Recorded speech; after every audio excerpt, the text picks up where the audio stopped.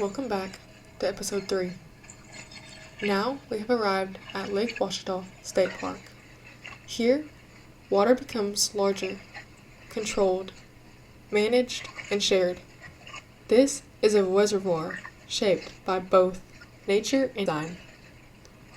Standing at Lake Ouachita, it's easy to think of it as something simple at first glance. The water stretches outward in wide open space, reflecting sky and light in a way that feels calm. Boats move across the surface. Wind ripples through small waves near the shoreline. People gather at the edge of the lake, casting lines, swimming, or just standing and looking out. And in that moment, it feels natural, timeless. But you're looking at it not entirely in the natural way most people assume. Lake Ouachita is a reservoir created in 1953 with the construction of Blakely Mountain Dam. It exists because water was controlled, redirected, and stored in a way that changed how the river system functions. Even though it looks like a natural lake, it's actually a managed system, one shaped by engineering, but it's still deeply connected.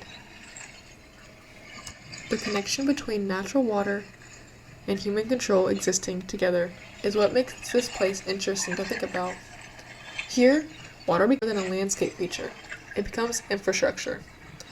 It is held, released, measured, adjusted, depending on rainfall, flood risk, and hydroelectric demand.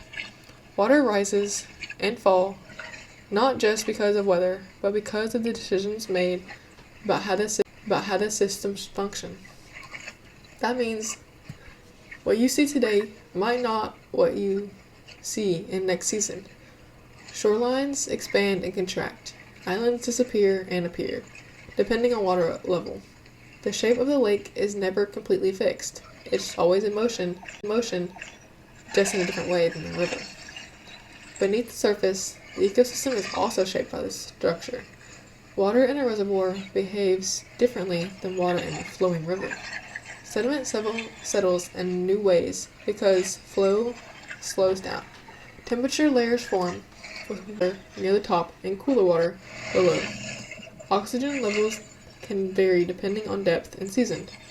These conditions influence what species can live here and how they survive. Fish populations, for example, are often monitored and managed to maintain a balance in the system. Some species are stocked to support recreation and ecological stability. Even though the lake feels open and free, it is actually carefully balanced.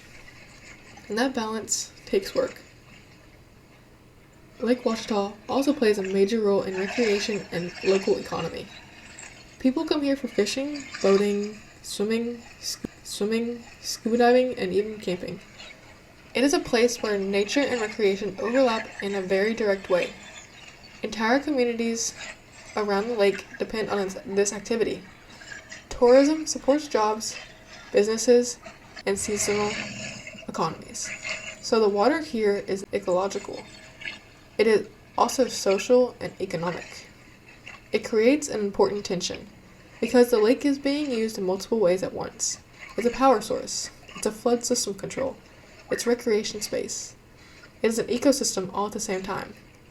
Each of those depend on water staying, but that also means the system is sensitive. Small impacts can add up over time. Boat fuel, shoreline erosion, runoff from nearby land, and general human activities all enter the system in subtle ways.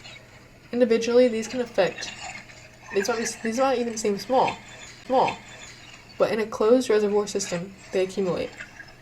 Because the water is not constantly moving and cycling through, those impacts don't just disappear. They stay within the system and circulate through it. That is a part of why water quality management becomes so important here. It isn't just about keeping the water, it's about keeping it maintaining and those conditions and allow the ecosystems and humans to coexist. What Lake Ouachita really shows is that control does not remove responsibility. If anything, it increases it. Because humans manage a system like this, When we dam a river and create a reservoir, we are not stepping outside of nature. We are stepping into a different kind of relationship with it, where water is shared between natural processes and human needs. And that means decisions matter more than they did at first. How much water is released? How much land is around the shoreline?